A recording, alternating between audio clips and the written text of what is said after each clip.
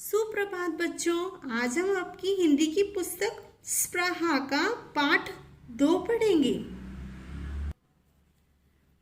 पाठ 2 का नाम है सूर्योदय का देश जापान।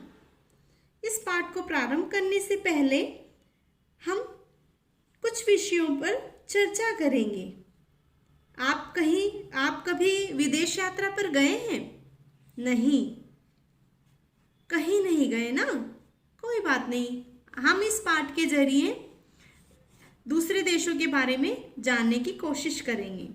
भारत के अलावा किन्हीं 5 देशों के नाम बताइए, जैसे कि पाकिस्तान, श्रीलंका, अमेरिका, चीन, ऑस्ट्रेलिया। जापान की राजधानी का नाम बताइए। जापान की राजधानी का नाम क्या है? टोक्यो। अब हम अपने पाठ पर आते हैं। जापान एशिया का प्रमुख देश है। यह पूर्व दिशा की ओर प्रशांत महासागर में स्थित है। जापानी भाषा में इसे निप्पॉन कहते हैं, जिसका अर्थ होता है सूर्योदय का देश। जापान 6,852 द्वीपों से मिलकर बना है। ये सारे द्वीप आकार में धनुष के समान दिखते हैं और जिनकी लंबाई 3000 किलोमीटर है।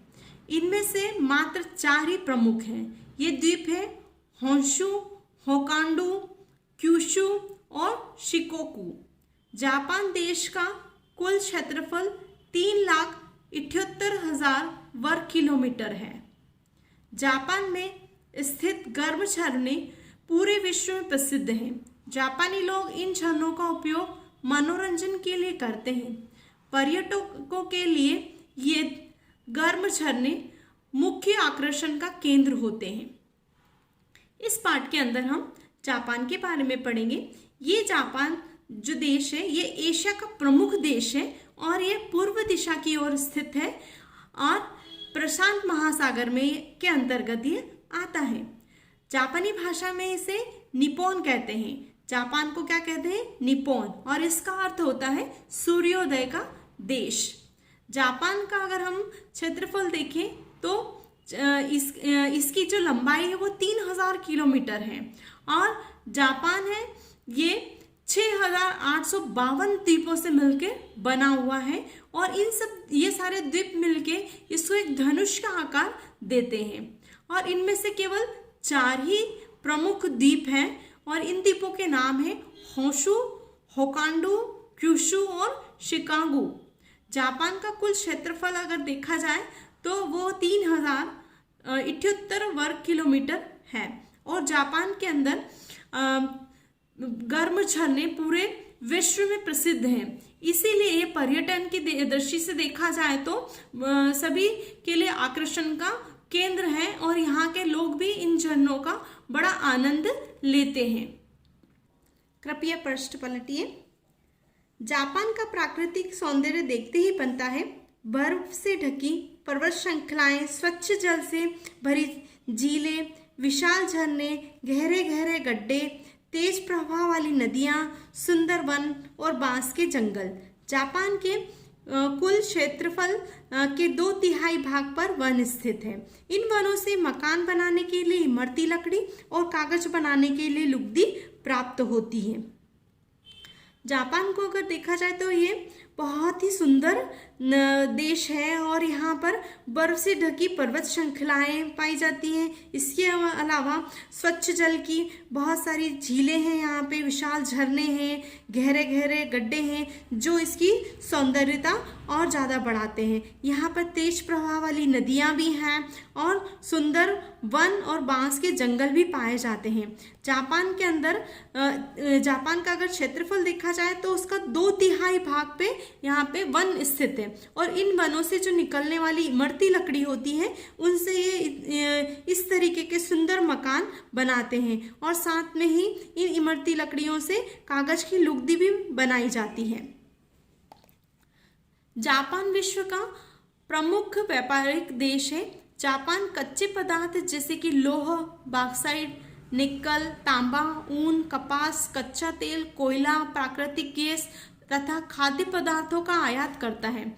जापान मोटर वाहन, इस्पात, समुद्री जहाज, अनेक प्रकार की उन्नत मशीनों और इलेक्ट्रॉनिक सामान का निर्यात भी करता है। जापान में आने जाने के लिए रेल सुविधाएं हैं जो विश्व की सबसे अच्छी और सुविधाजनक मानी जाती हैं। जापान में सबसे अधिक तेज गति से चलने वाली रेल सेवाएं हैं जो कि 320 किलोमीटर प्रति घंटे की रफ्तार से चलती हैं।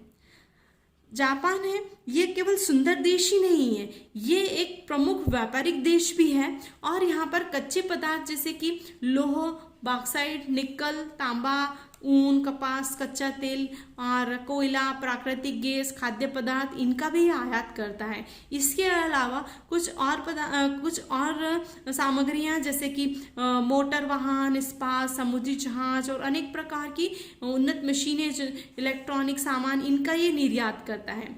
जापान से आने जाने के लिए जापान में जो मुख्य सेवाएं हैं वो रेल सुविधाएं हैं। यही सबसे विश्व की सबसे अच्छी और सुविधाजनक इनको माना जाता है। जैसे कि हमारे भारत में मेट्रो ट्रेन है, ऐसी ही जापान में भी रेल सुविधाएं हैं और ये इतनी तीव्र गति से चलती हैं कि ये 320 किलोमीटर प्रति घंटे की रफ्तार से हमको एक स्थान से दूसरे स्थान पे पहुंचा सकती हैं।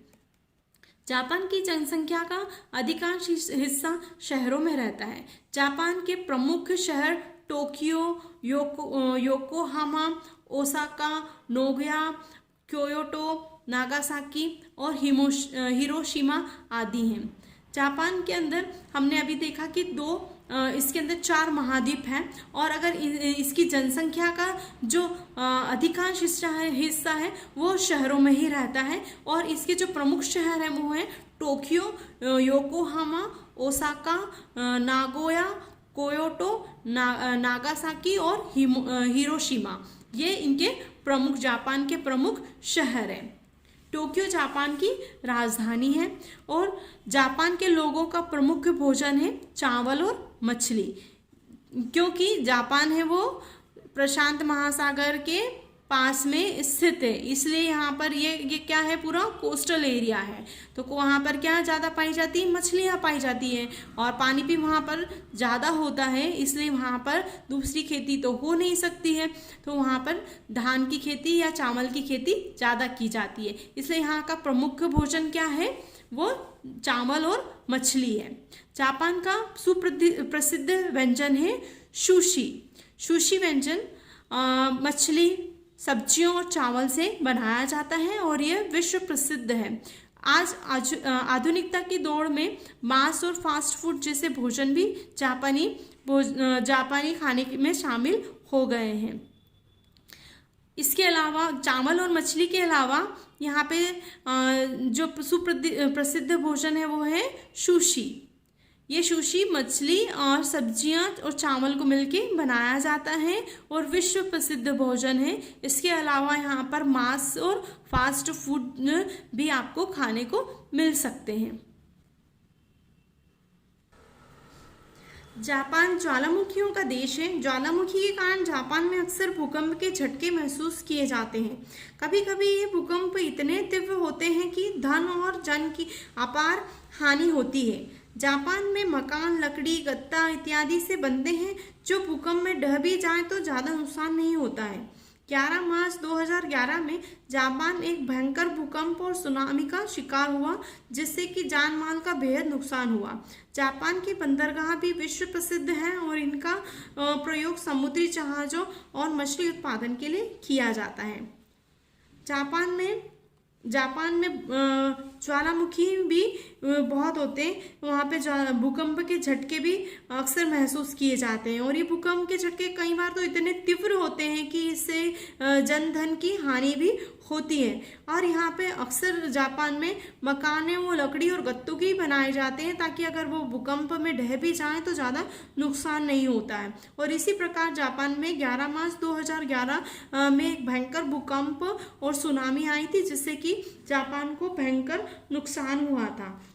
जापान के बंदरगाह भी विश्व प्रसिद्ध हैं और यहाँ पर समुद्री जहाज और मछलियों का और इनका बंदरगाह का जो उपयोग है वो समुद्री जहाज और मछली के उत्पादन के लिए किया जाता है।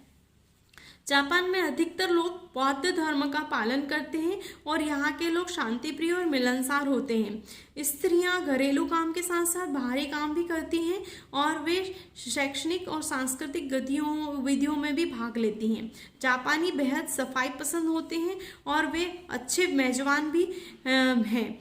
अपनी मेहनत, प्रगति और अन्य प्रकार की विशेषताओं के कारण जापान आज विश्व के सर्वाधिक विकसित देशों में से एक है।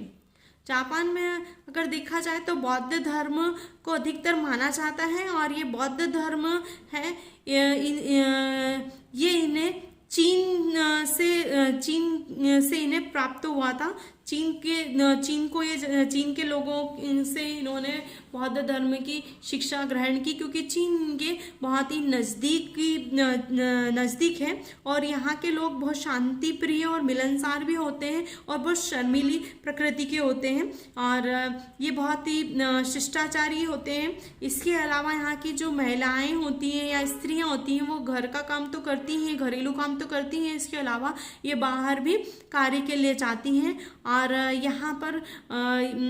यहाँ जितने भी लोग रहते हैं ये शैक्षणिक और सांस्कृतिक गतिविधियों में अक्सर भाग लिया करते हैं और जापानीज उनको सफाई बेहद पसंद होती है। ये मेजबानी भी बहुत अच्छी करते हैं। अगर इनके देश में जाएं तो वहाँ पर हमें बहुत अच्छे से हम लोगों का ध्यान रखा जाता है और इसके अलावा ये बहुत ही मेहनती होते हैं और अपनी प्रगति पे बहुत ज़्यादा ध्यान देते हैं और इन्हीं सारी विशेषताओं के कारण जापान है वो आज विश्व के सबसे विकसित देशों में से एक है। अब हमने इस पाठ के अंदर क्या जाना, हम ये देखेंगे कि हमने इस पाठ में क्या जाना। जापान सूर्योदय का देश कहलाता है जो कि 6852 महाद्वीपों से मिलके बना है। इसमें से 4 प्रमुख द्वीप है, होशु, होकांडू, क्यूशु और शिकोकू। यह एक विश्व प्रमुख व्यापारिक देश है। जापान अनेक प्रकार की उन्नत मशीनों और इलेक्ट्रॉनिक सामान का निर्यात करता है और जापानी लोग शांति प्रिय और मिलनसार होते हैं।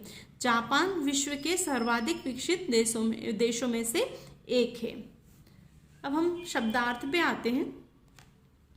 इस पाठ में हमने क्या नए शब्द पढ़े।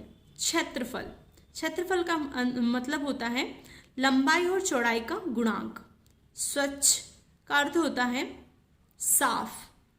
व्यापारिक का अर्थ होता है जहां व्यापार हो। लोह का अर्थ होता है कच्चा लोहा। आयात का अर्थ होता है मांगना या लेना। विदेश से माल मंगाना या आगत। निर्यात का अर्थ होता है सामान विदेश में भिजवाना या निर्गत। तीव्र का अर्थ होता है तेज। हानि का अर्थ होता है नुकसान। शैक्षणिक सांस्कृतिक अर्थ होता है शिक्षा और संस्कृति से जुड़ा हुआ। मेजबान जो अतिथि का सत्कार करता है। यहीं पे हमारा पाठ पूर्ण होता है। धन्यवाद।